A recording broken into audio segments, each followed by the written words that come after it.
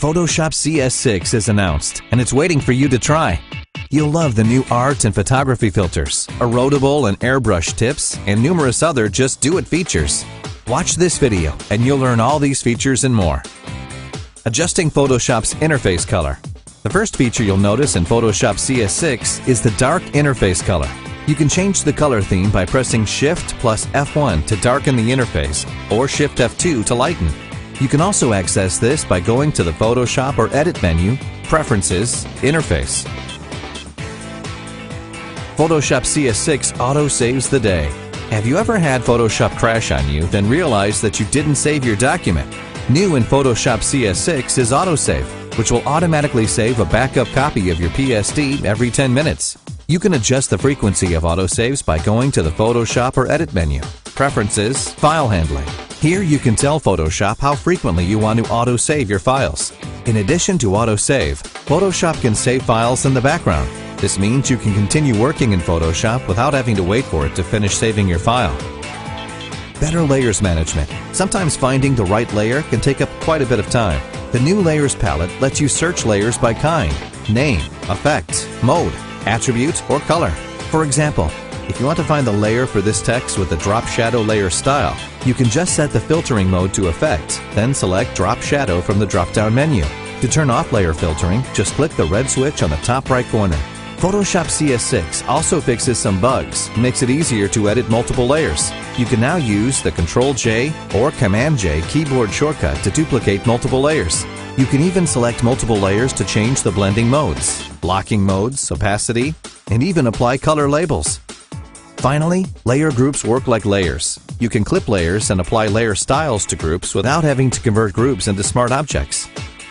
Create dashed and dotted lines with the new shape layers. In Photoshop CS5, vector shapes were really just solid color fill layers with vector paths. In Photoshop CS6, this has been replaced with shape layers, and they work just like Adobe Illustrator. You have your fill and stroke color, fill and stroke styles, and outline patterns. With shape layers, you can now easily create dashed and dotted lines. How to use the new crop tool. The crop tool has been completely changed, and it can be confusing at first, but you'll get used to it. When you have the crop tool selected, Photoshop will automatically create a crop box of your entire document, so that you can just drag the corners to crop. Moving the crop area works in the opposite direction. Instead of dragging the crop box like in Photoshop CS5, you would be dragging the image. Think of it as moving a piece of paper around. If you extend the crop box beyond your image boundaries, you'll see a preview of the background. Photoshop will crop your image non-destructively so that you can uncrop your image at a later time. If you want to disable this, checkmark Delete Cropped Pixels in the Options bar. You can also change the Rule of Thirds overlay to one of 5 different overlays in the option bar. Press the O key on your keyboard to cycle through the overlays, but make sure you have the crop area selected before you press O, or else you will switch to the Dodge tool. Other hotkeys to try are X to rotate the crop box 90 degrees and R to manually enter in the width, height, and resolution you want the crop to. If you want to start over, right-click and choose Reset Crop. Don't like this new crop tool? You can disable it by going into the tool settings and checkmarking the Use Classic Mode setting. New ways to use content-aware technology. The content-aware fill feature in Photoshop CS5 was great for removing objects, but it can sometimes sample from the wrong areas. Photoshop CS6 resolves this by letting you choose where to sample from. To do this, select the Patch tool, set the mode to content-aware, create a selection of the object, then drag from the selection to the area that you want Photoshop to fill from. If you're not getting the results you like, you can play around with the adaptation setting in the option bar. The new Content-Aware Move tool lets you move objects from one area to another using content-aware technology. It works great on images with a simple background, but not so great on complex scenes. As with any content-aware tools, you can now set the adaptation setting in the option bar to tell Photoshop how precise its content-aware technology should be. The Content-Aware Move tool also doubles as an extend tool, simply by changing the mode to extend. You can think of it as changing from cut and paste mode to copy and paste. It works the same way as the Content-Aware Move tool. Create a selection of the object, then drag to copy it to the new area. Brush tool. If you're a digital painter, you'll love the new brush feature, erodible and airbrush tips. The erodible brush tips let you draw lines where your brush erodes from thin lines to thick lines, just like a crayon. When it gets too thick, you'll need to sharpen the tip by clicking the Sharpen Tip button on the brush palette. You can set a hotkey for this button by going to Edit, Keyboard Shortcuts. Select Tools from the drop-down menu, then scroll all the way down to find the Sharpen Erodible Tips command. Enter a hotkey that isn't already taken, then click OK. There are also 5 erodible tips you can choose from: point, flat, round, square, and triangle. You can use airbrush tips to simulate the effects of an airbrush. Pressing harder would simulate the airbrush being closer to the paper, which would create thin lines. You can also tilt your brush for angular effects. To use all the features, you'll need a pen tablet with tilt sensitivity, like the Wacom Intuos 5. In addition to the brush tip settings, the maximum brush size has been increased from 2500 to 5000 pixels. There's also a new way to adjust your brush size and hardness. Hold Alt, then right drag anywhere to bring up the live brush settings. Drag horizontally to adjust the brush size, then vertically to adjust the hardness. The new text tools. Web and graphic designers will love the new features in the text tool. You can now paste random filler text known as lorem ipsum, which is great for demonstrating the graphic elements of your document. To do this, create a text area, then go to Type, Paste lorem ipsum. Also notice the new Type menu. You can find many text settings here without using the flyout menu in the Characters panel. In the Character panel, open type features are easily accessible at the bottom of the panel. Finally, you have the character and paragraph styles where you can save text style presets. This is great for designers who want to use a consistent typography throughout their works. Adaptive Wide-Angle Filter. Photographers now have more control over their wide-angle photos with the new Adaptive Wide-Angle Filter. This filter corrects distortions in ways that the lens distortion filter can't. You can straighten curved edges just by drawing lines, and it works magically.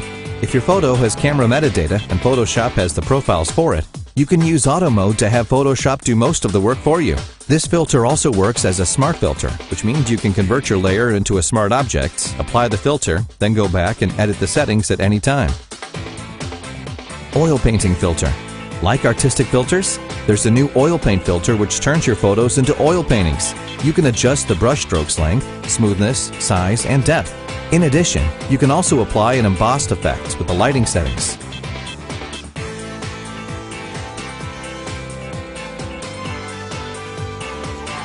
Selective Blurring. Selective blurring has been increasingly popular in the photography world, and Photoshop CS6 makes it even easier to do with these new blur tools.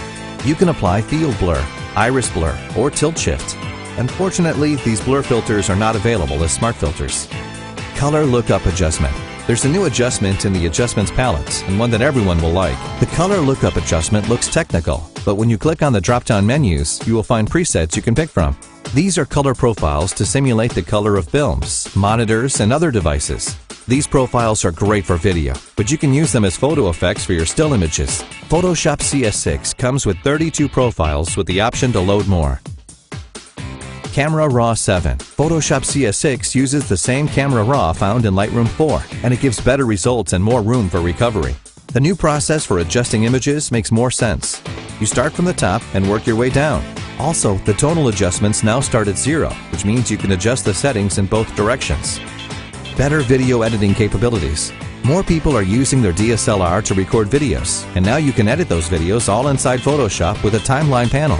Photoshop CS6 doesn't replace video editing software like Adobe Premiere, but the video editing capabilities has been improved so much that you might not need to use other video editing software.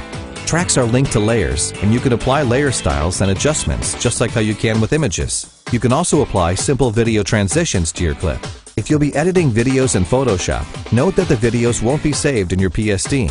Instead, Photoshop will link to the videos, which means that if you're sending the PSD to someone else, you'll need to send the video files along with your PSD.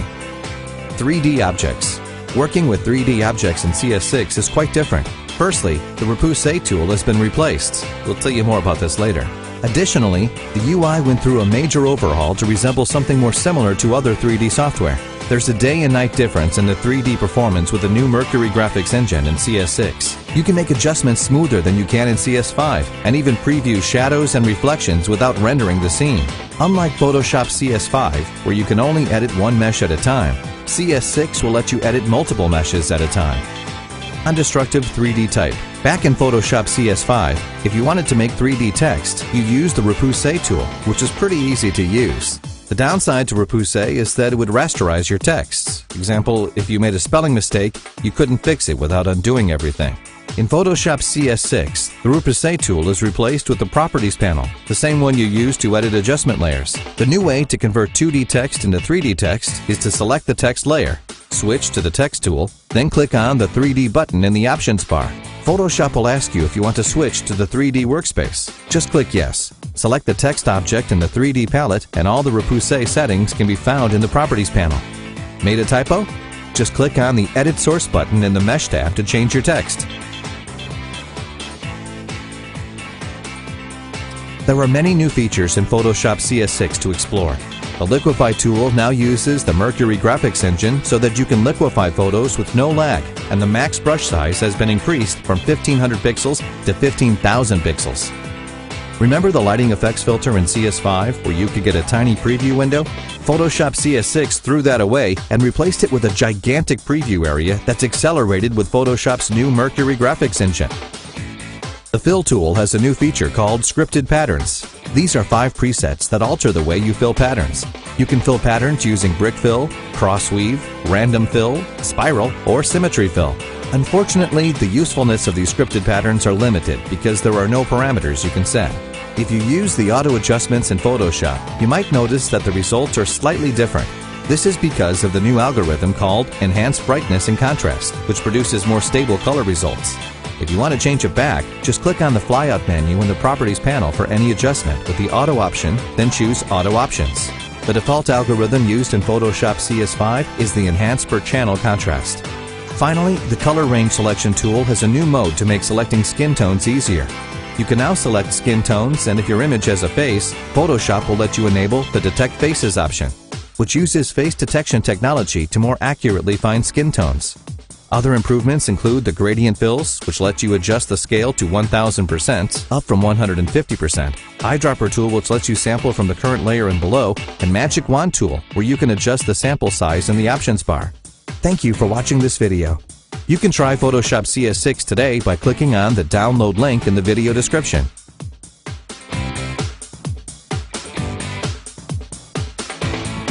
Subscribe to us for more great Photoshop tutorials.